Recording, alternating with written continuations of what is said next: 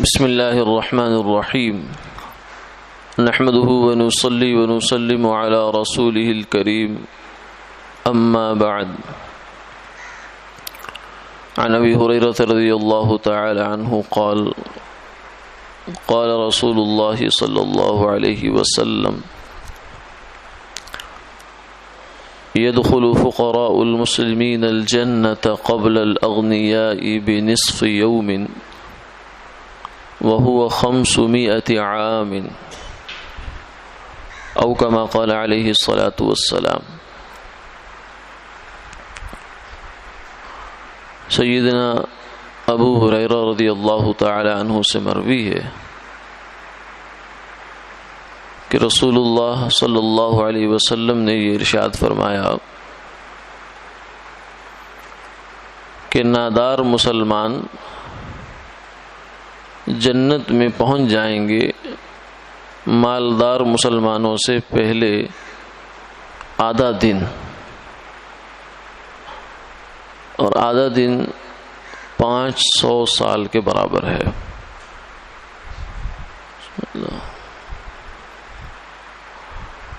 قیامت کا دن 1000 سال کے برابر قرآن پاک میں اس کا تذکرہ ہے، کہیں 50,000 سال بھی ہے، لیکن بہرحال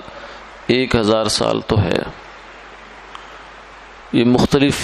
لوگوں کے مختلف احوال کے اعتبار سے فرق ہو سکتا ہے، کسی کے لیے وہ 1000 سال کا ہو اور کسی کے لیے وہ 50,000 سال کا ہو، کسی کے لیے گھڑی بھر پل بھر کا ہو، یہ بھی ہو سکتا ہے۔ کچھ لوگ ایسے ہوں گے قیامت والے دن کے جو کہیں گے ہم نے تو سنا تھا وہ میدان محشر ایسا ہوگا ویسا ہوگا، یا پل صراط ہم نے سنا تھا وہ ایسا ہوگا، تو وہ کہاں تھا؟ ہم تو جنت پہنچ گئے لیکن وہ میرے راستے میں تو نہیں آیا۔ تو ان سے کہا جائے گا کہ تم لوگوں کو اللہ نے اس کی سختیوں سے ہولناکیوں سے محفوظ رکھا، تم میدان حشر میں ہونے کے باوجود اس کی سختیوں سے ہولناکیوں سے محفوظ رہے، اللہ کا خاص فضل ہوا۔ اس لیے دعا یہ مانگنی چاہیے اللہ سے کہ اے اللہ ہمیں بغیر حساب کتاب کے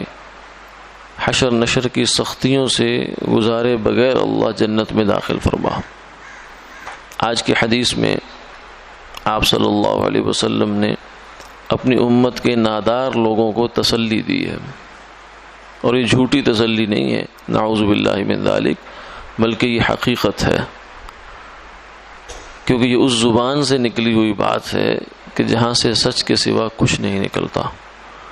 آپ صلی اللہ علیہ وسلم نے فرمایا کہ میری امت کے نادار، یعنی جو بیچارے بس ضرورت کی زندگی گزار رہے ہیں، خواہشات پوری نہیں ہوتی ان کی، بس ضرورت پوری ہو رہی ہے، اللہ تعالیٰ نے محتاجی سے بچا رکھا ہے، یہ نادار ہے۔ اس کے پاس کوئی لمبے چوڑی خواہشات کے لیے منصوبے بنانے کے لیے پیسہ نہیں جمع ہوتا، چاہے اس وجہ سے کہ فیملی بڑی ہے، چاہے اس وجہ سے کہ ذرائع آمدن کم ہے، چاہے اس وجہ سے کہ کوئی حادثات کا آفات کا شکار ہو گیا، بہرحال جو وجہ بھی بنی، اس شخص کے پاس زیادہ مال و دولت نہیں ہے، بلکہ وہ بس بالکل یوں کہیے آج کی اصطلاح میں خط غربت کے نیچے زندگی گزار رہا، لیکن اللہ کو راضی کرنے والا ہے۔ مسلمان فقیر تو ہو ہی نہیں سکتا،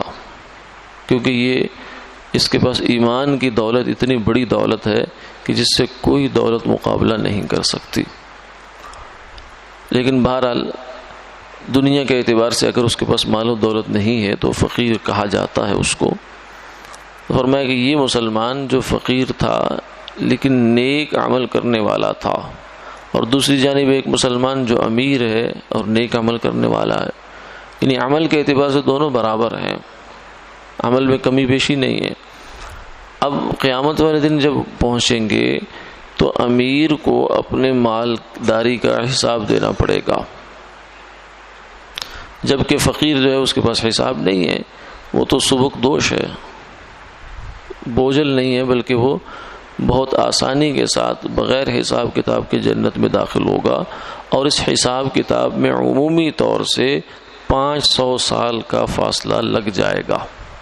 سیدنا عبد الرحمن ابن عوف رضی اللہ تعالیٰ عنہ کو آپ نے فرمایا کہ اے عبد الرحمن، میں نے جنت میں دیکھا کہ تم بہت تاخیر کر دی تم نے، اور پھر تم گھٹنوں کے بل چلتے ہوئے آئے ہو، تو تمہیں اصل میں تمہارے مال نے روک لیا تھا، یعنی تمہارے مال اگرچہ حلال تھا لیکن چونکہ بہرحال مال تو تھا، اس لیے اس کا حساب کتاب دینا پڑا، اس کی تاخیر کی وجہ سے آپ کو تاخیر ہو گئی۔ اس لیے دنیا میں کی زندگی تو انسان کی گزر جاتی ہے، جو دن گزر گیا وہ گزر گیا، اب اس کی تلخیاں، اس کی لذتیں سب ختم ہو گئی، اور جو دن آنے والا ہے وہ بھی آیا نہیں ہے۔ زیادہ سے زیادہ ہمارے پاس زندگی کے یہی سانس اور لمحے ہیں جو ہمارے پاس موجود ہیں، جس کو ہم گزار رہے ہوتے ہیں، جس کے اندر ہم جو کرنا چاہیں کر سکتے ہیں۔ تو اس مختصر سی زندگی کو اللہ کی فرما برداری میں گزار ڈالنا چاہیے، اور اس کی چیز کی زیادہ پرواہ نہیں کرنی چاہیے کہ حالات معاشی کیا جا رہے ہیں۔ معاش جو ہے یہ انسان کی ایک ضرورت ہے، اگر اللہ ہم سے راضی ہے، نماز پڑھ رہے ہیں، روزہ رکھ رہے ہیں، زکوٰۃ دے رہے ہیں، اور حسب توفیق جو بھی باقی اعمال ہے وہ بھی کر رہے ہیں، اللہ کی ذات اگر راضی ہے تو پھر اس بات کی کوئی اہمیت نہیں رہتی کہ دنیا کا مال ہمارے پاس ہے یا نہیں ہے، بلکہ نہ ہوگا تو قیامت والے دن اس کا فائدہ ہوگا کہ جنت میں مالدار سے پہلے 500 سال انسان جنت میں پہنچ جائے گا، اور وہاں جا کر پھر غنیمت ہوگی، کیونکہ دنیا کی زندگی میں 500 سال کی زندگی کسی کی نہیں ہے، زیادہ سے زیادہ 50 60 70، تو اس میں سے زندگی زیادہ جو مال کے ساتھ گزرتی ہے وہ کتنا حصہ گزرتا ہے؟ کچھ بھی نہیں۔ 500 سال کا فاصلہ جو آخرت میں ہے اس کے مقابلے میں تو دنیا میں کچھ ہے ہی نہیں۔ اس لیے اگر حالات میں کچھ اونچ نیچ بھی آ جائے تو اللہ کا شکر ادا کیا جائے، صبر کیا جائے، اس پر اللہ سے مانگا ضرور جائے، لیکن اس چیز کو ذہن میں رکھا جائے کہ اللہ تعالیٰ جو بھی کرتے ہیں وہ اپنی حکمت کے ماتحت بالکل ٹھیک کرتے ہیں، اس میں انشاءاللہ میرا ہی فائدہ ہے۔ قیامت والے دن اگر میرے پاس مال نہیں ہے تو میں جنت میں بھی بھاگتا ہوا جلدی جلدی پہنچ جاؤں گا۔ اللہ تعالیٰ سمجھ نصیب فرمائے، آمین آمین یا رب العالمین۔